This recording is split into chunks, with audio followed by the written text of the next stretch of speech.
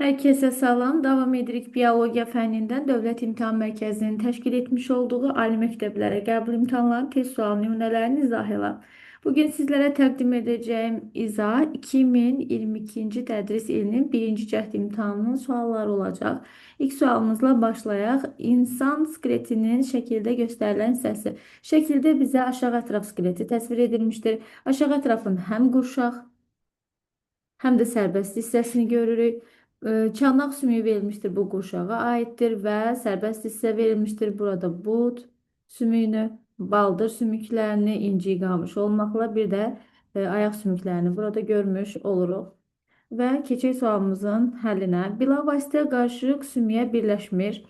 Bilavasitə qarışıq sümüyə birləşmir. Xeyr, birləşib. Çünki qurşaq sümüyü, yəni çanaq sümüyü gedib oma sümüyü ilə birləşir. Oma fəqərələrinə birləşmiş olur. Oma fəqərələri də birləşib oma sümüyünü yaradır və oma qarışıq sümükdür. Ona görə birləşmir deyilsə yanlışdır. Borlu sümüklərə malikdir. Bəli, bu baldır, borludur. Oynaqlara malik deyil, xeyr, var bu çanaq oynağı, bud baldır oynaqları, sonra ayaq pəncəsi, yenə baldır hissə ilə oynaqlar var. Ona görə oynaqlara malik deyil deyirsə yanlışdır. Gövdə skeletinə bilavasitə birləşmir, xeyr, oma ilə birləşib, oma fəqərələri onurğa sütunu hissəsidir, demək ki, birləşir. Qurşaq və sərbəst hissədən ibarətdir. Bəli, qurşağı çanaq sümüyüdür, sərbəst isə budbaldır, ayaq sümüyüdür, sümükləridir. Qurşaq və sərbəst hissədən ibarətdir, doğru oldu. Qısa sümüklərə malikdir. Bəli, ayaq hissədə ayaq darağı, ayaq darağı arxası, bunların hər biri falanqalar, bunlar hər biri qısa sümüklərə aiddir. 2, 5, 6 olaraq cavabımızı müəyyən edirik. İkinci sualımızla davam edirik. İnsanda qulağın iltihabı zamanı oval pəncərə zədələnərsə ilk öncə hansı hissiyat bozular? Ümumiyyətlə, səs dalğaları qulaq seyvanı xarici qulaq keçəcəyindən keçmiş olur, gəlir təbil pərdəsinə. Təbil pərdəsi silkələnir və təbil pərdəsi səs dalğalarını çəkic zindan üzəngi örtür.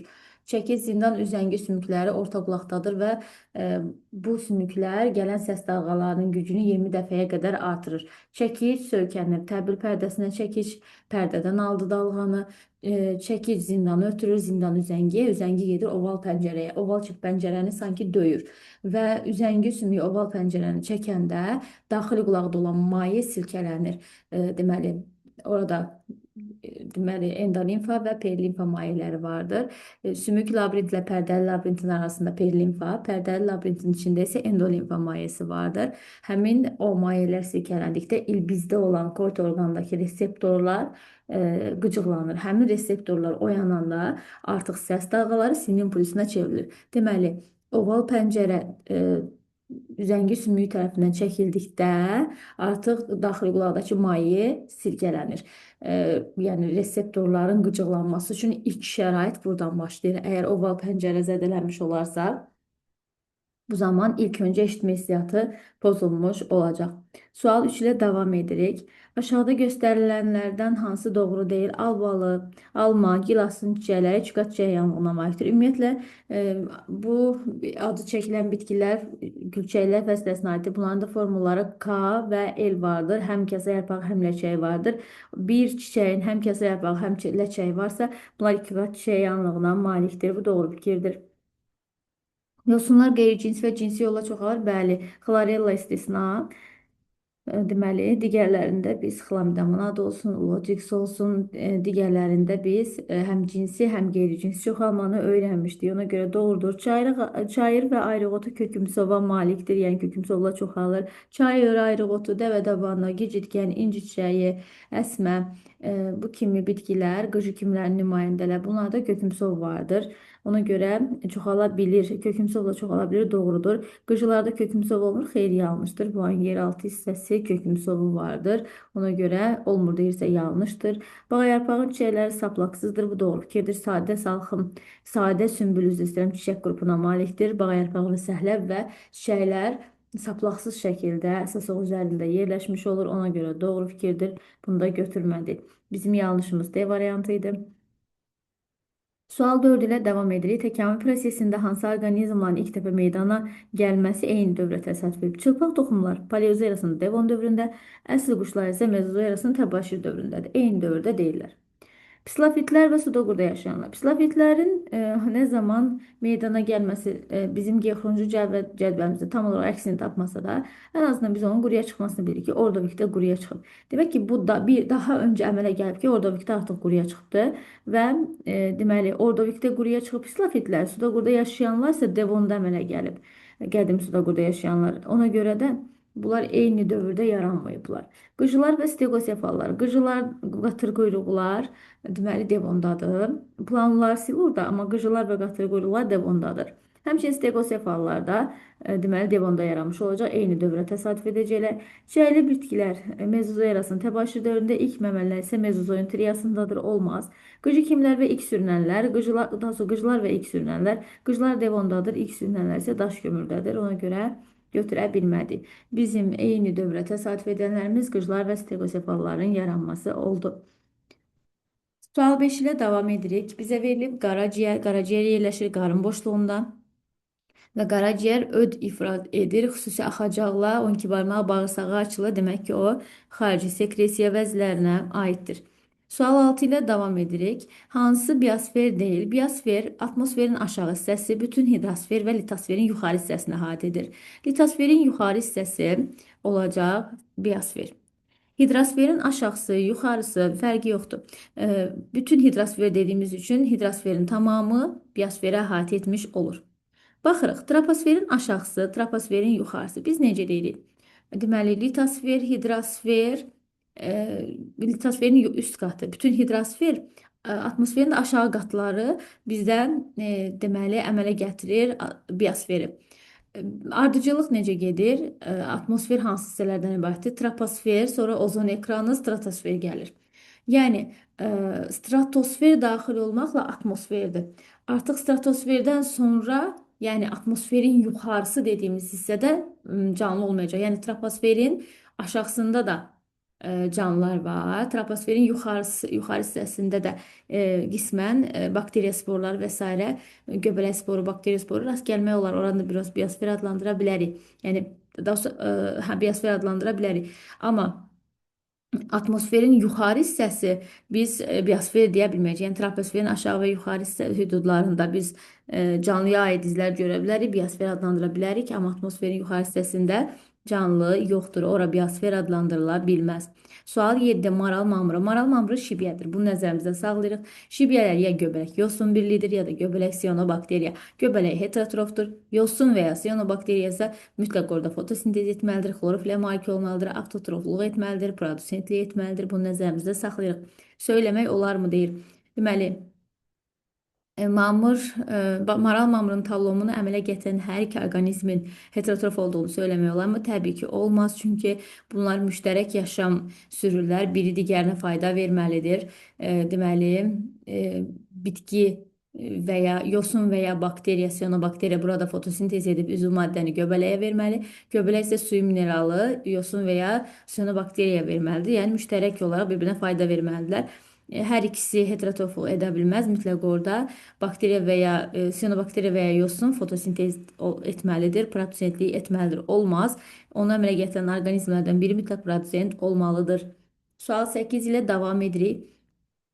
Qatır quyruğu qıcı kimlər şöbəsinə aid nümayəndədir və deməli, qatır quyruqların ilk nümayəndələri dedik ki, Paleozoy erasının Devon dövründə meydana çıxdı və qatır quyruğun inkişafında iki fərqli kökümsovdan əlavə, yeraltı zoğdan əlavə iki fərqli zoğa da rast gəlirik. Burada qonur rəyli deməli, yaz zoğu, yaşlı rəyli yay zoğu. Bu olacaq bizdə yaz zoğu. Bu isə yay zoğudur. Yay zoğu yaşıl rəngdədir. Bütün yayı fotosintez edir. Ehtiyat qida maddələrini kökümsova toplayır. Sonra yayın sonunda yerüstü hissəsi quruyur və yeraltı hissə qalır. Qışı keçirir. Yazda həmin o kökümsovdan yaz zoğu inkişaf edir. Qonur rəngli yaz zoğu. Yay zoğu budaqlanandı, amma yay zoğu budaqlanır, amma yaz zoğu budaqlanmır. Yay zoğu yaşıl rəngdədir, yaz zoğu qonur rəngdədir. Yay zoğu fotosintez edir, xlorofilə malikdir, lakin yaz zoğu malik deyil, heterotrof yolla qidalanır. Yaz zoğu yazda yeraltı kökümsovdan, hansı ki yay zoğunun yığdığı ehtiyat qida maddələrindən ibarət kökümsovdan cücərir və yerüstü budaqlanmayan yaz zoğu əmələ gəlir. Yaz zoğunun təpə hissəsində sümbülcüklər yerləşir.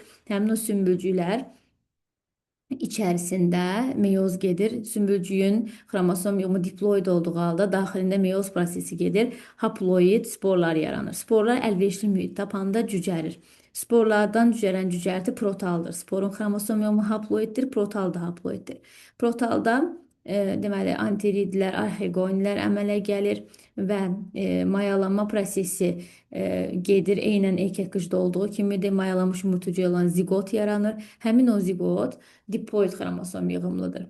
Qametlər isə mitoz yolla yaranır. Çünki arxegoni haploiddir, mitoz yolla yumurta hüceyrəni. Antiridi yenə haploiddir, mitoz yolla deməli spermatozoid əmələ gətirir. Bunlar birləşir, mayalanma gedir, zigot yaranır. Zigotdan yay zoğu inkişaf edir. Yay zoğu deməli yaşıl rəngdədir, fotosintez edir, budaqlanan gövdəyə malikdir. Deməli bir yay dövrü boyunca fotosintez edir, ehtiyat qida maddələrini yeraltı hissəsində yığmış olur. Ümumiyyətlə yadda saxlayacaq, burada xromosom yığımı diploid, haploid olanlara da baxsaq, spordan inkişaf edənlər haploiddir, zigotdan inkişaf edənlər diploiddir. Spordan inkişaf, spor özü haploiddir, çünki meyozdan yarandı. Spordan inkişaf etdi, protal, haploiddir. Protala aid olan nə varsa haploid olacaq. Eyni zamanda antiridi, arxegoni, onların içərisində mitoz yolla yaranmış olan yumurta hüceyrə və spermatozoidlər, bunlar da haploiddir. Bunlar mayalandı, zigot yarandı, zigot artıq diploiddir. Zigotdan inkişaf edən yay zoğuna aid nə varsa diploiddir. Yarpaq, gövdə, əlavə kök, yan köklər, bilirik ki, əsas kökü yoxdur, əlavə yan kökləri var. Kökümüzdə bunların hamısı diploid olacaq. Həmçinin yaz zoğuna aid də nə varsa diploiddir. Yalnız sümbülcüklərin daxilindəki, sümbülcük özü diploiddir, sümbülcük daxilində meyoz yolla yaranan sporlar isə haploid olacaq. Yaz zoğu adlanır birinci. Əlavə köklərə malikdir, hər ikisi. Əlavə yan kökləri var. Yay zoğu adlanır ikinci. Sümbülcüklərində spor əmələ gəlir birinci. Diploid xromosom dəstinə malikdir hər ikisi. Çünki haploid olan spordan yarananlar oldu dedik. Kökümsovunda ehtiyat qida maddəsi toplayan yay zoğudur.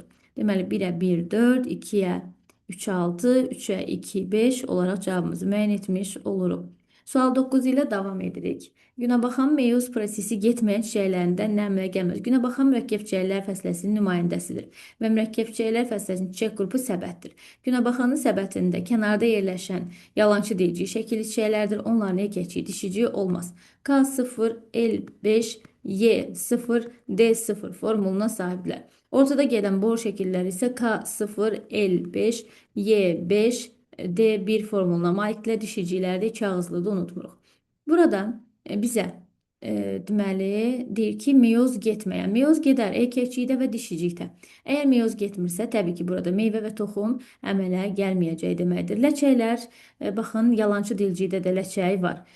Sonra tac, yəni ləçəklər yalançı dilcikdə var. Ləçəklər birləşib tacı yaradır. Ləçək yalançı dilcikdə var.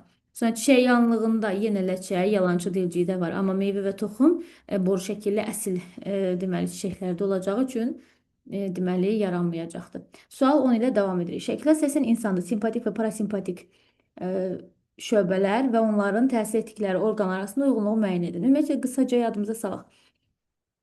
Biz bilirik ki, sinir sistemi vegetativ, yəni avtonom, bir də somatik sinir sisteminə ayrılır. Əgər iradi tənzimlənən sinirlənən orqanların içindən gəlirsə, bu somatik sinir sistemi ilə, qeyri-iradi şəkildə tənzimlənənlər isə avtonom sinir sistemi ilə idarə olunur.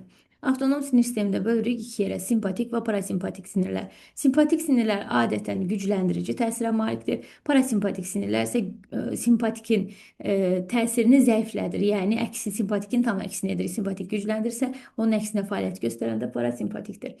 Parasimpatik yeganə həzm sisteminin fəaliyyətini gücləndirir, digərlərini zəiflədir. Simpatikdə isə demək olar ki, hamısında artırıcı təsirə malikdir.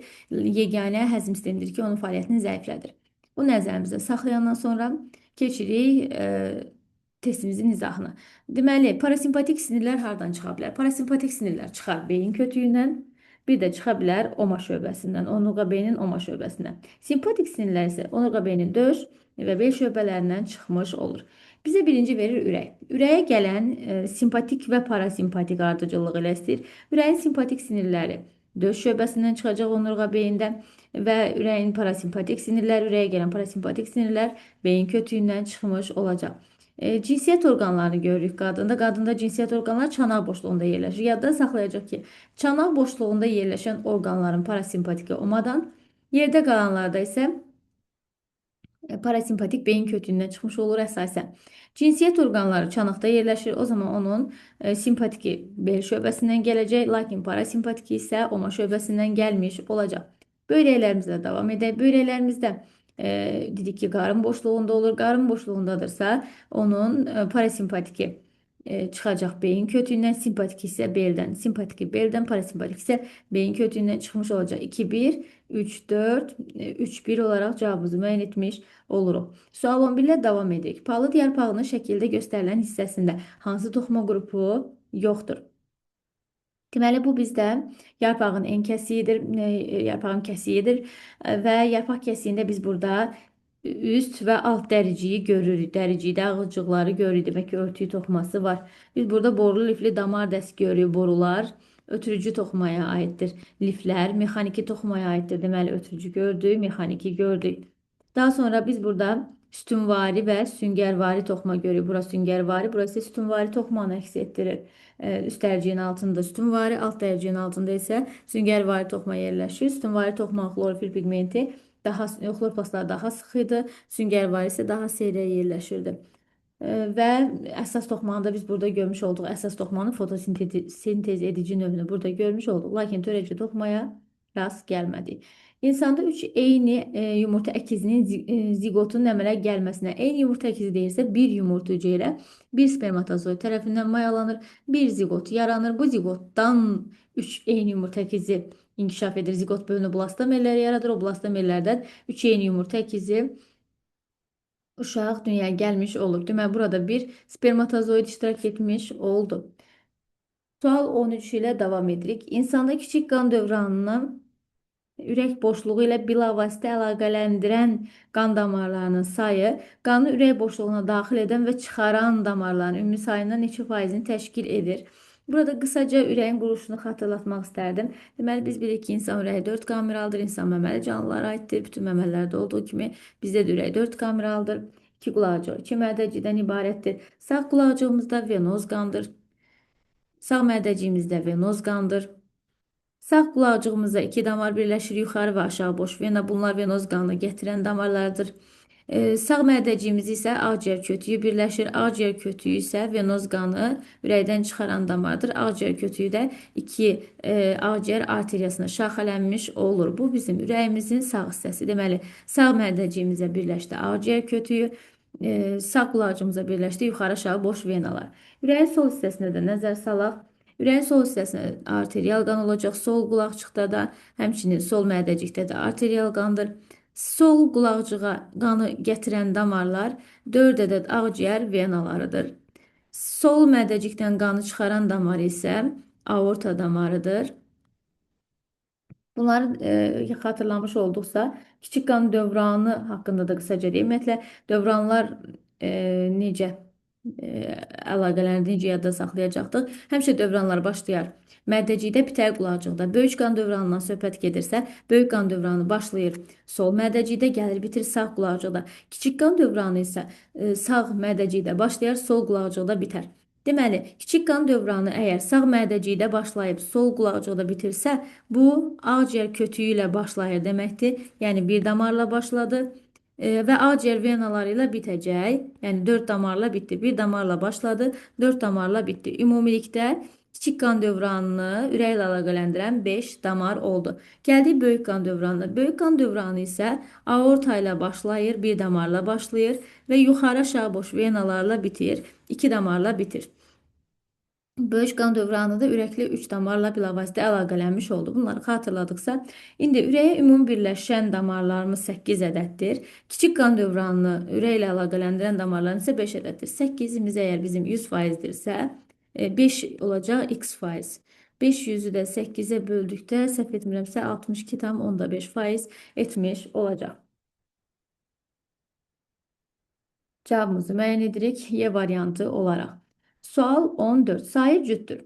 Hörümçəyin 24 cütdür. Hörümçəyin 20 ayağı 4 cütdür. May böceğinin boğçaları bir cütdür. Olmaz. Örümçəyin 20 ayaqları 4 cütdür. Çağ xərçəngin çən ayaqları 3 cütdür. Olmaz. Əqrəbin traxeyaları 4 cütdür. Hörümçəyin sadə gözləri 4 cütdür.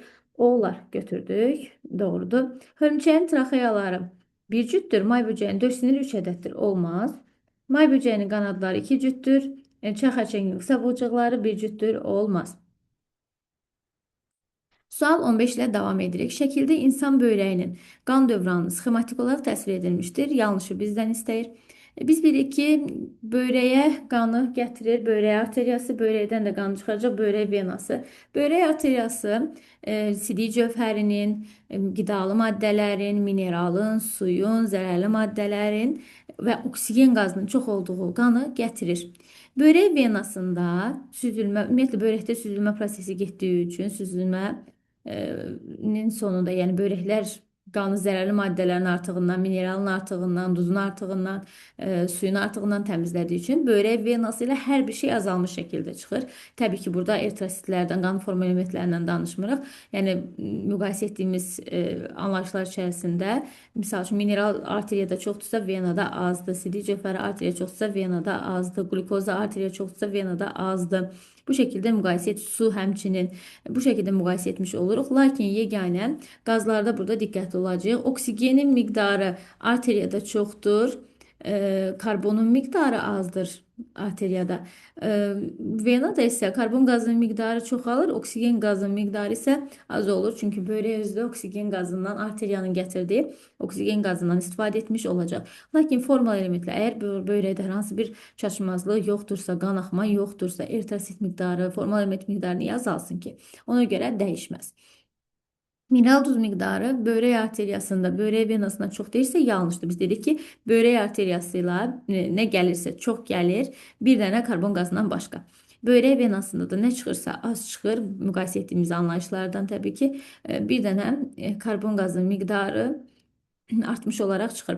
Qanda mineral duzların miqdarı 1-də daha çoxdur, 2-də daha azdır. O zaman ona görə yanlışdır deyə bizdən yanlış istəyir deyə götürdük. Qanda sidik cövhərinin miqdarı təbii ki, arteriya damarında sidik cövhər çox gəlir ki, böyrək onu təmizləyir. Sidik axarları ilə böyrəyi tərk edir və ona görə sidik cövhərinin miqdarı 1-də daha çox olmuş olar. Qanda karbon qazı miqdarı təbii ki 1-də 2-dən daha azdır. Müqayisə etmişdik artıq. Qanda glukozan miqdarı dedik ki, böyrək arteriyası ilə yeganə karbon qazından başqa gələnlər daha çox olurdu. Eritrosit miqdarı isə qanaxma və sarı yoxdursa təbii ki stabil olasıdır. Normal halda sağlam bir insandan söhbət gedirsə təbii ki bu stabil olacaq. Onu yəni bərabərdir. Sual 16 ilə davam edirik. Verilənlərdən hansı bağırsaq boşluqlarının bütün nümayəndələri üçün ümumidir? Bağırsaq boşluqları tipinin nümayəndələrinin hamısında dalayıcı hüceyrə var. Hamısında ektoderma və endoderma qatından ibarətdir bunların bədənləri. Dalayıcı hüceyrə hamısında var. Qida qalıqları anal dəlikdən xaric etmək heç birində yoxdur. Bunlar da ağızdan xaric olasıdır. Ağızdan daxil olur, elə ağızdan da xaric olur. Fərdi inkişafları zamanı mezoderma qatının əmələ gəlməməsi dedik ki, bunların inkişafı qastrula da başacadır. Neyrolaya keçməyiblər. Mezoderma qatı yaranmayıb. Ona görə heç birində yaranmayıb. Hamısında ektoderma və endoderma qatlarıdır.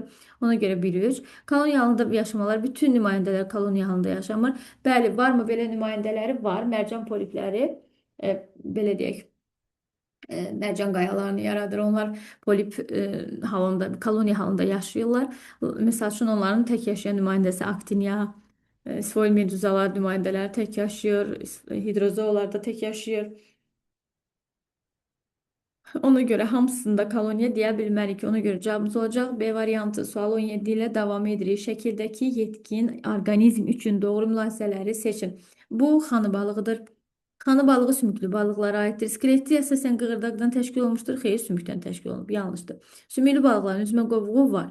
Qarın arteriyasında venoz qan axır. Bütün balıqlarda belədir. Qarın arteriyası ilə venoz qan axmış olacaq. Çünki ürəyində yalnız venoz qandır. Qanı ürəkdən qarın aortası ilə çıxır. O da venoz qanı daşımış olacaq. Ürək boşluğunda yalnız venoz qandır. İki növ qan olmaz.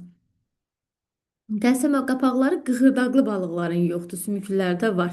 Baxın, görürük burada qəlsəm qapağı var. Öd kisəsinə malikdir. Bəli, o balıqlarda öd kisəsi mövcuddur. Cavabımız olur 2, 3, 6, Y variantı. Sual 18 ilə davam edir. Cədvəldə onurğalı heyvanların müxtəlif nümayəndələri üçün səciyyəvi olan bəzi xüsusiyyətlər verilib. Diqqət edirik, onurğalı heyvan deyir. K-nın nə ağciyəri var, nə beş barmaqlı ətrafı, nə qabırğa arası əzələsi, nə iki qat tənəffüsü, nə də südvəsi. Demək ki, K onurğalıdırsa, ən azından suda qurda yaşayandan aşağıda olmalıdır. Bu balıqları götürərik. K olacaq balıq. El olacaq artıq ağciyər və beş barmaqlı ətrafı var, amma qabırğarası əzəli yoxsa bu artıq suda qurda yaşayan ola bilər. Qabırğarası əzələ də yarandısa bu artıq sürünəndir. İkiqat tənəffüs quşlarda, südvəsi də məməlilərə xasdır. Buradan müəyyən etmiş olduq canlılarımızı. Temperatur tənzimi də quş və məməlilərdə mövcuddur, çünki onlar istiqanlı canlılardır. MVS-i müəyyən etmiş olaraq. Sual 19 ilə davam edirik. Bir ailədə kişi və qadınların deməli kişilərin sayından qadınların sayı 2 dəfə çoxdur. Bu zaman bu ailədə X və Y-lərin nisbətini bizdən istəyir. Deməli qadınların sayı kişilərin sayından 2 dəfə çoxdursa biz bilirik ki, qadınların xromosom yığımı 44 üzərinə gəlsin XX şəklindədir. Kişilərdə isə 44 üzərinə gəlsin XY şəklindədir. Kişilərdə 44 artırsan 2 cins xromosom var. Cins xromosomlar XY-dir. Qadınlarda isə XX olaraq deyirik. Deməli, qadınların sayı kişilərin sayından 2 dəfə çoxdursa, bu olur XX. Qadınların sayı 2 dəfə çoxdur. Kişilərdə isə olacaq XY. Burada bizim 4x'imiz var. Kişilərdən 1x gələcək, 5x olacaq. Y-imiz isə 1 paydır. O zaman olacaq 5x'in 1y-ə nisbəti, yəni 5-in 1-ə nisbəti. Sual 20 ilə davam edirik. Bizə verib mitoxondri. Mitoxondrinin biz bilirik ki, daxili maye mühiti matrix adlanır. Mitoxondrinin daxili maye mühitində ribosoma, RNT-yə, DNT-yə rast gəlmək mümkündür. Əgər ribosom varsa, DNT, RNT varsa, burada zülal sintezinin hər iki mərhələsi transkripsiya və translyasiyada getmiş olacaq. Mitoxondrinin daxili maye mühiti isə matrix adlanır. Deməli, bu mitoxondridirsə, translyasiya prosesi gedər. RNT-yə malikdir. Transkripsiya gedər. Amma daxili maye mühiti matrix adlanır, stroma deyil. Ona görə A plus B minus C plus D plus olaraq cavabımızı müəyyən etmiş oluruq. Sual 21 ilə davam edirik.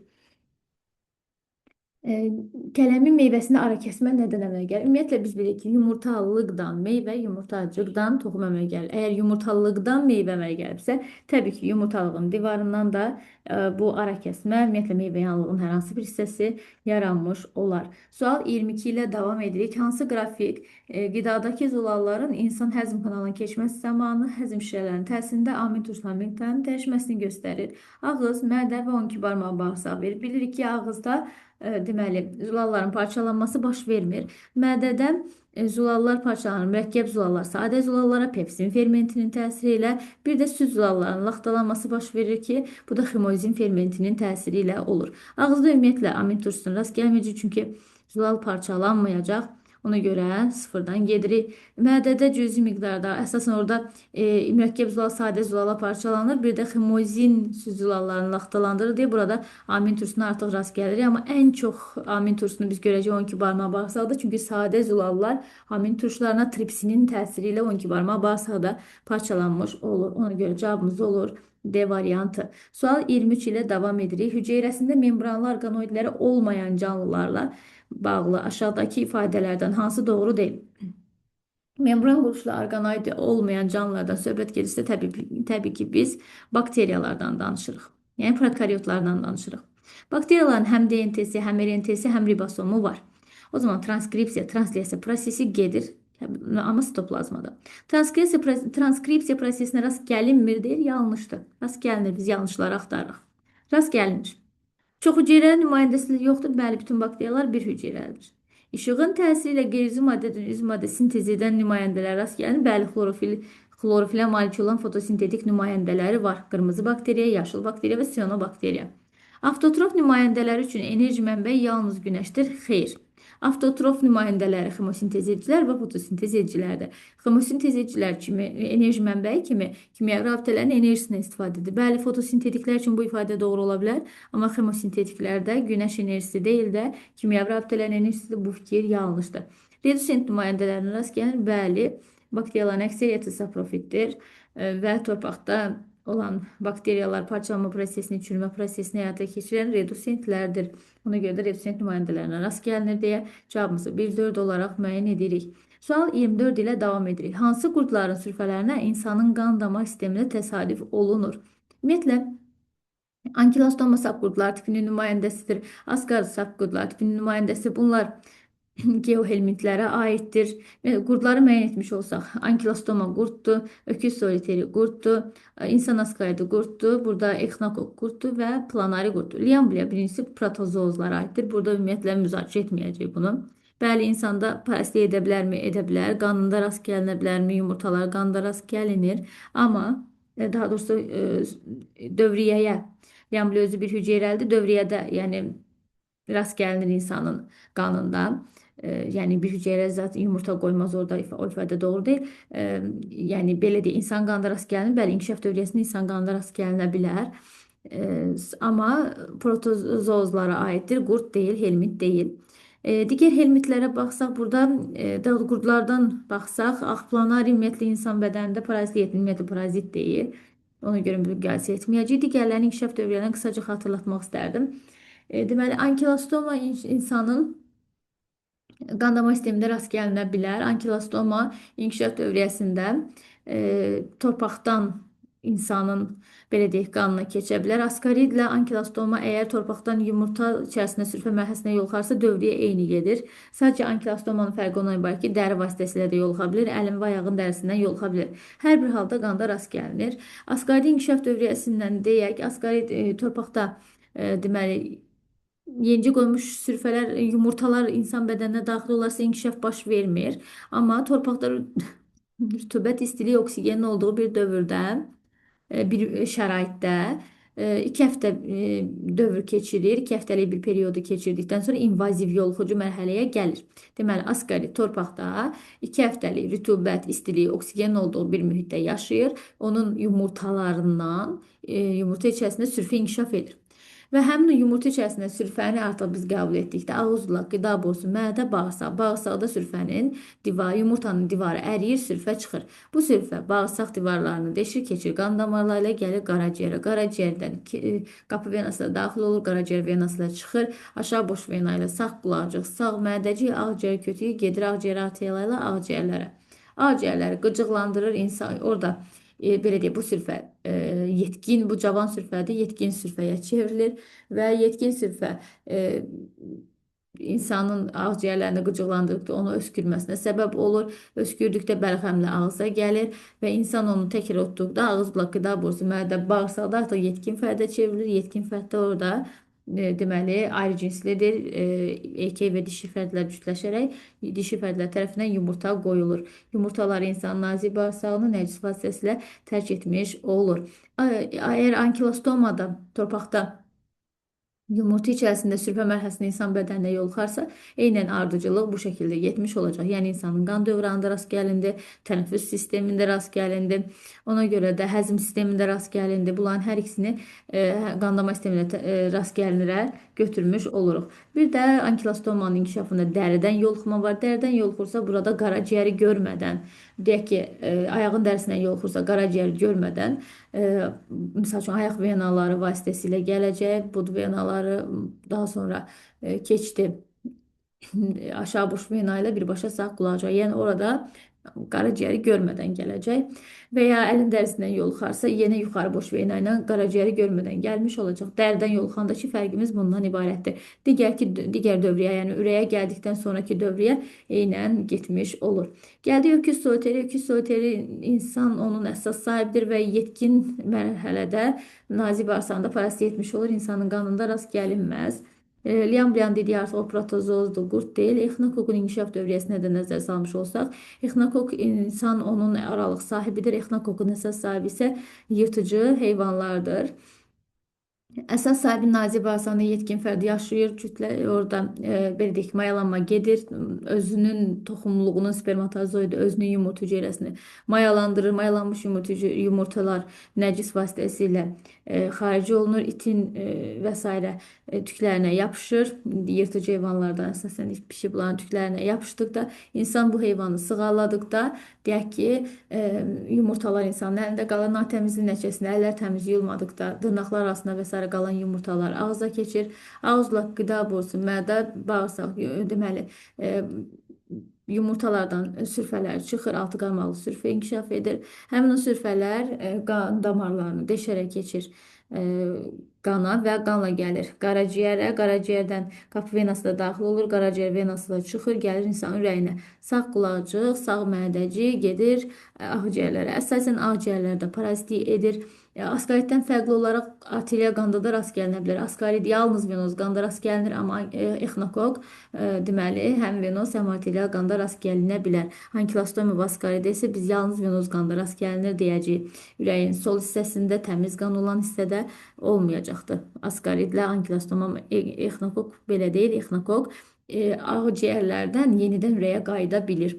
Deməli, ağciyərlərdən ürəyə qayıtdıqda bəzən ürəyin özündə qalır, bəzən beyinə belə gedib fəsad törədə bilir. Ona görə arterial qanda da rast gəlindiyi üçün, böyük qan dövranına da keçdiyi üçün, yəni böyük qan dövranında belə deyək də, arterial qanla böyük qan dövranda da irəliyə bildiyi üçün daha təhlükəli sayılır. Yəni exnokokda insanın qan damar sistemində rast gəlinmiş oldu. Yəni dövriyyənin də tamamla inkişafı tam deyək. Misal üçün deyək ki, indi heyvan üçün düşünək, insan və kənd təsərrüfatı heyvanlar bunlar aralıq sahibdir. Ağciyərdə gəldi, heyvanın ağciyərində parazitlik etdi, orada qovuqlar yaradır. Xəstə heyvan kəsildikdə baxılır ki, bu ağciyər xəstədir, götürüb bunu itə və s. atdıqda itin deməli, yəni əsas sahibin sürfələrlə yoluxması baş verəcək, yəni qovuqlarla yoluxacaq. Onun naci bağırsağında gəlib çevrilir yetkin fərdə. Dövriyyələrdə qısaca bu şəkildə xatırlatmış olaq. Deməli, burada akilostoma rast gəlinir, exnokok bəli insanda rast gəlinir, amma qanında deyil. Liambliya qurd deyil, qanda rast gəlinsə belə qurd deyil. İnsan askaridi qanda rast gəlinir, helmintlərə aiddir, götürdük. Exnokok helmintlərə aiddir və insanın qanında yenə rast gəlinir, götürdük. Amma planari götürmürük, çünki planari sərbəst yırtıcı həyat tərzi keçirmiş olur. Cavabımız olur 1, 4, 5. Sual 25 ilə davam edirik. Bitkinin fotosintez prosesi zamanı 10 saat müddətində. Temiz 10 saatdir. 1 qram üzüm maddə, yəni karbohidrat parçaladıqda 17,6 kilojoule enerji verir. 12.672 kilojoule enerjini bizə, deməli 12.672-ni bölürük 17,6-ya 720 qram üzüm maddə vermiş olacaq. M bərabərdə ST düsturumuz var. Fotosintezin məhsuldarlıq düsturudur bu. 1 kvadrat metr yarpaq sahəsində 1 saatda 1 qram üzüm maddə sintez olunur. O zaman biz buradan S'i tapmış olsaq, M bölək T deyəcəyik. M'imiz 720 qramdır. T'imiz 10 saatdır. S'imiz də olacaq 72 metr kvadrat. Cavabımızı 72 olaraq müəyyən etmiş olarıq. Sual 26 ilə davam edirik. Bir dəqiqə. Sxema əsasən hansılar doğrudur? Mədəni bitkilər müxtəliflik mənşə mərkəzlərinin Cənubi Asiyaya verib. Cənubi Asiyada var xiyar, badımcan, düyü və limon. Limon Cənubi Asiyada mövcuddur. Əgər yoxdur deyirsə yanlışdır. Biz doğruları axtarırıq. Xiyar Cənubi Asiyada mövcuddur. Fikir doğrudur. Doğruya da doğru qoyub bunu götürdük, bunu götürmədik. Daha sonra zeytun Aralıq dənizi müxtəliflik mənşə mərkəzindədir. Zeytun Cənubi Asiyada mövcud deyil. Fikir yanlışdır. Yanlışa yanlış qoyduğu üçün doğrudur, götürdük. Tütün Mərkəzi Amerikadadır. Fikir yanlışdır. Yanlışa doğru qoyduğu üçün götürmədik. Cavabımızı 2-3 olaraq müəyyən etmiş olarıq. Sual 27 ilə davam edirik. Qanadlara malikdir, tükörtüyü yoxdur.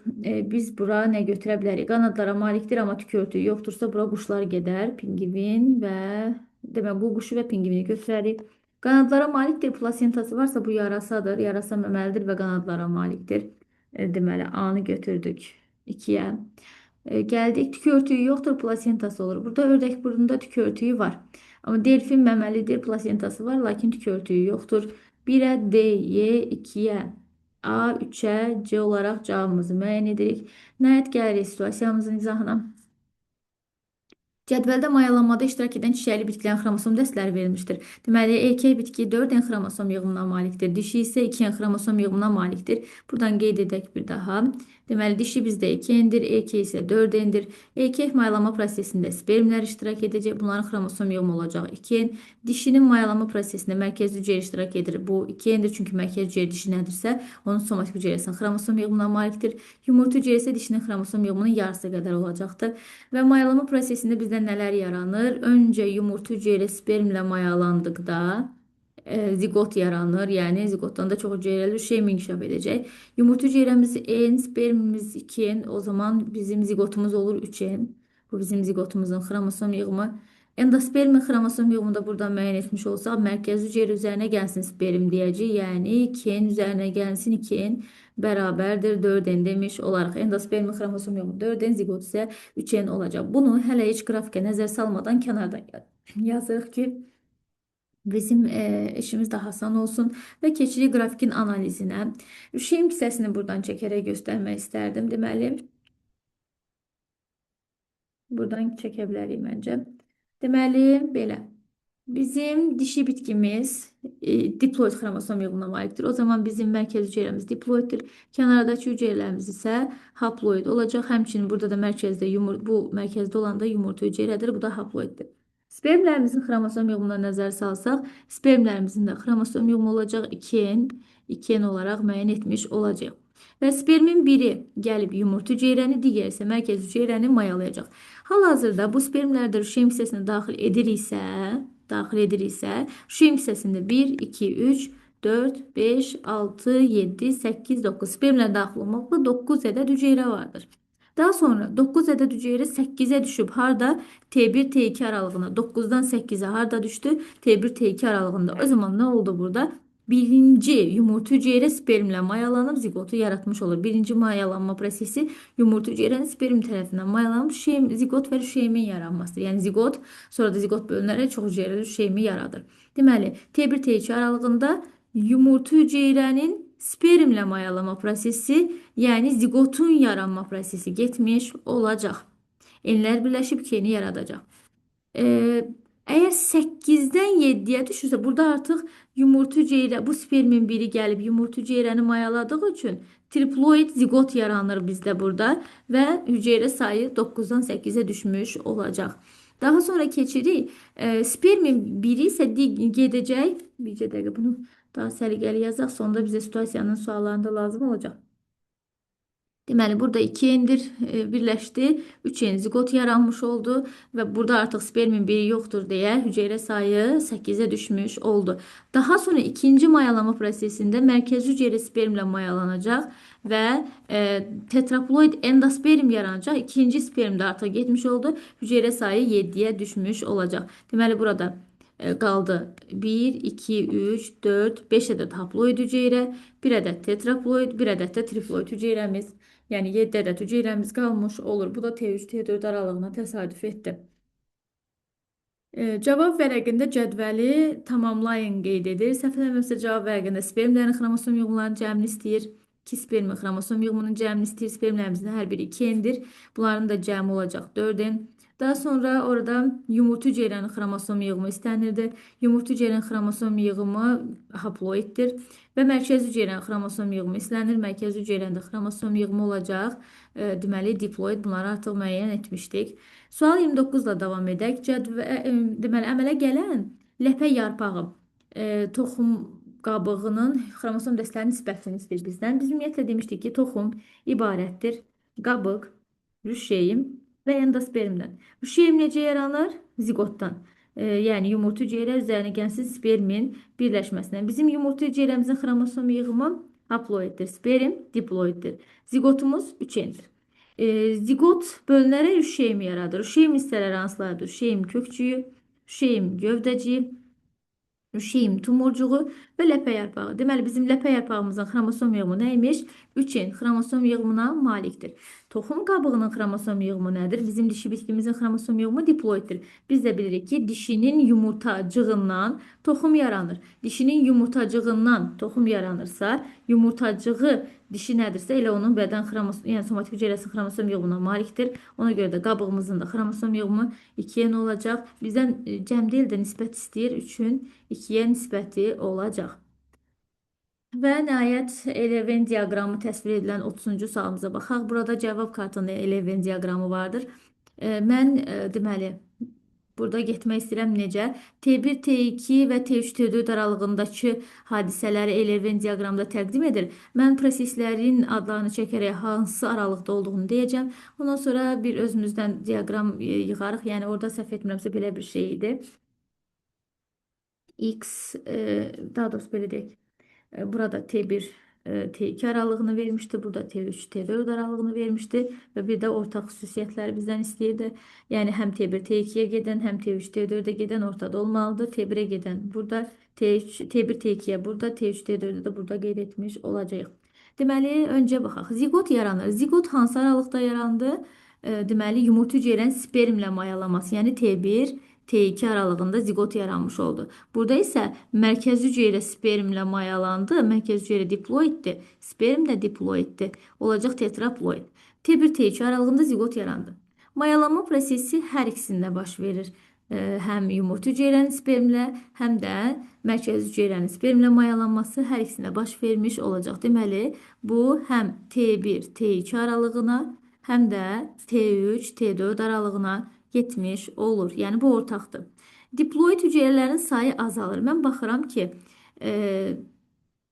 yumurta hüceyrənin, dedik ki, burada yumurta hüceyrə n'dir, amma spermimiz bizdə 2n'dir.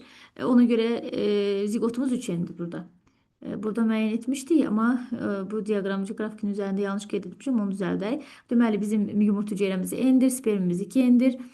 Bizim zigotumuz isə 3n'dir. Burada artıq müəyyən etmişdik. Deməli, bizim diploid hüceyrələrimizin sayının azalması. Mən baxıram ki, burada da yumurta hüceyrənin, daha sonra mərkəzi hüceyrənin sperm mayalanmada iştirakı var. Burada da yəni diploidlərin mayalanmada iştirakı var. Burada da diploidin mayalanmada iştirakı var deyə say hər ikisində azalmış olacaq. Yəni T1, T2 aralığında da, T3, T4 aralığında da azalmış olacaq. Deməli, baxın, buradan da qrafikdən bir qədər qarışıqlıq olarsa, buradan da baxa bilərik. Mən baxıram ki, burada diploid hüceyrə istifadəsi var, burada da diploid hüceyrələrin istifadəsi var. Demək ki, hər ikisində diploid hüceyrə sayında azalma müşahidə ediləcək. Haploid hüceyrələrin sayı azalar dedikdə, mən endospermin yaranma prosesində haploid hüceyrə iştirakı görmürəm. Demək ki, endospermin yaranma prosesi, yəni T3, T4 aralığı haploid hüceyrə sayını azaltmayacaq. Bizdə haploid hüceyrə sayını, baxın, burada yumurta hüceyrəmiz haploid olduğu üçün T1, T2 aralığı haploid hüceyrə sayını azaltmış olacaq. Tetraploid hüceyrə təbii ki, T3, T4 aralığında əmələ gəldi, çünki endosperm. Və ana bitkinin əlamətlərini daşıyan haploid hüceyrələrin sayı dəyişmədi. Biz harada istifadə etmədik? Deməli, T3, T4 aralığında. T3, T4 aralığında biz haploid hüceyrə istifadə etmədik. Diploidlər istifadə etmiş olduq. Deməli, 1 və 4. Birinci T1, T2 aralığına getmiş oldu. Ortağa getmiş olacaq 2, 3 və T3, T4 aralığına da uyğun gələn 5 və 6-cı proseslər olacaqdır. Cədvəldə olan diaqramımız, deməli, Eleven diaqramımızı da bu şəkildə müəyyən etmiş olaq. Düzdür, bu cavab kartında əks olmuş bir diaqramdır, amma nəticələrə, buradakı ifadələr nəzərdən artıq bu diaqramı da qurmaq mümkündür. Bu şəkildə. Deməli, burada əsas məsələ nədir? Diqqət edəcəyimiz məqam xromosom yığımlarının dəyişməsini nəzərə almaqdır. O zaman kənarda yazırıq həm zigotun, həm də endospermin yaranma prosesini və hüceyrələrin istifadəsinə diqqət edirik.